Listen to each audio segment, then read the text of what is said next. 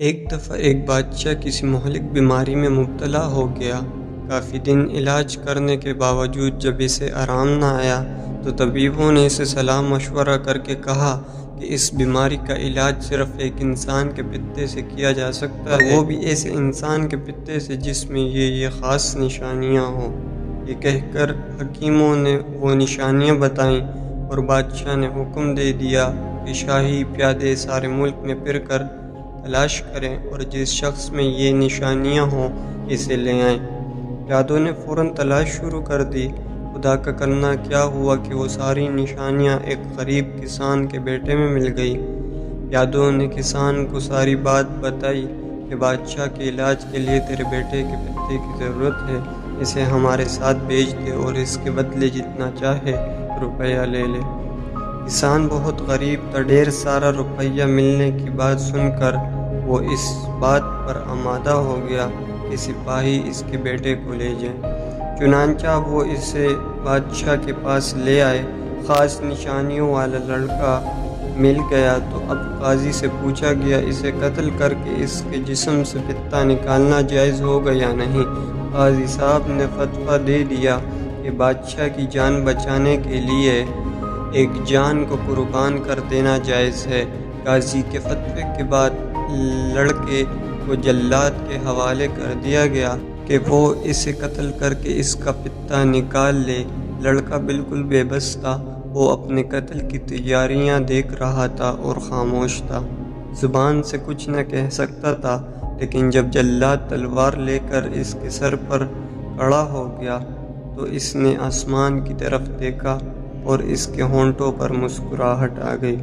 بادشاہ خود اس جگہ موجود تھا، اس نے اسے مسکراتے ہوئے دیکھا تو بہت حیران ہوا۔ جلاد کے ہاتھ میں ننگی تلوار دیکھ کر تو بڑے بڑے بہادر خوف سے کانپنے لگتے ہیں۔ اس نے جلاد کو رکنے کا اشارہ کر کے لڑکے کو اپنے پاس بلایا اور اس سے پوچھا، یہ تو بتا اس وقت مسکرانے کا کون سا موقع تھا؟ لڑکے نے فوراً جواب دیا، حضور والا، دنیا میں انسان کا سب سے بڑا سہارا اس کے ماں باپ ہوتے ہیں، لیکن میں نے دیکھا کہ میرے ماں باپ نے روپیے کے لالچ میں مجھے حضور کے سپرد کر دیا۔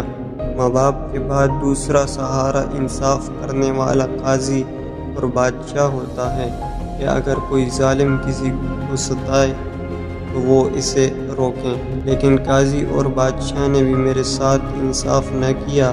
اب میرا آخری سہارا خدا کی ذات تھی اور میں دیکھ رہا تھا کہ جلاد ننگی تلوار لے کر میرے سر پر پہنچ گیا